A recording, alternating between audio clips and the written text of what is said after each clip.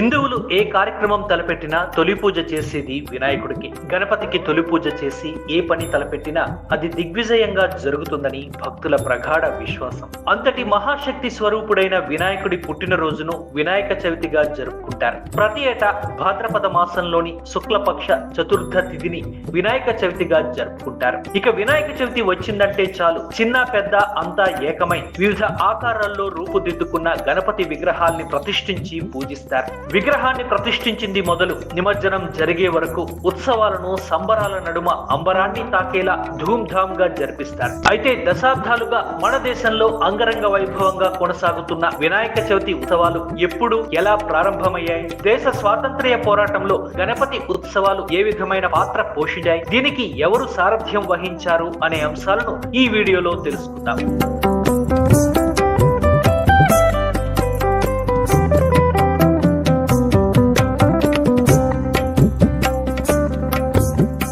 భారతదేశంలో తొలిసారిగా 1893లో మహారాష్ట్రలోని పూణేలో గణేష్ ఉత్సవాలు బహిరంగంగా ప్రారంభమయ్యాయి. ప్రముఖ స్వాతంత్ర్య సమరయోధులు లోకమాన్య బాలగంగాధర్ తిలక్ గణేష్ ఉత్సవానికి జాతీయ గుర్తింపు ఇవ్వడంలో కీలక పాత్ర పోషించారు. నాటి నుంచి వినాయక నవరాత్రులు మహారాష్ట్రను దాటి భారతదేశమంతటా నిర్వహించడం ఆనవాయితీగా మారింది. 1893కు ముందు గణేష్ ఉత్సవాలను చిన్న స్థాయిలో జరుపుకునేవారు. హిందువులు తమ ఇళ్లలో మాత్రమే గణపతిని పూజించేవారు. అయితే బాలగంగాధర్ తిలక్ దేశ ప్రజల ఐక్యతను, సామూహిక స్ఫూర్తిని పెంపొందించేందుకు గణేష్ ఉత్సవాలను ఘనంగా నిర్వహించేందుకు ముందడుగు వేశారు. దీంతో ఉత్సవాలు బహిరంగంగా నిర్వహించుకోవడం మొదలు కాగా ఈ ఉత్సవాలను బ్రిటిష్ సామ్రాజ్యానికి వ్యతిరేకంగా చేస్తున్న పోరాటాన్ని బలోపేతం చేయడానికి తిలక్ శాంతియుత ఆయుధంగా మలుచుకున్నారు. దీంతో తిలక్ ప్రారంభించిన గణేష్ ఉత్సవాలు జాతీయ సమైక్యతకు చిహ్నంగా మార్చివేశాయి. పూణే తర్వాత ఈ ఉత్సవాలు మహారాష్ట్ర అంతటా, అనంతరం దేశ విదేశాలకు సైతం వ్యాపించాయి. ఆ విధంగా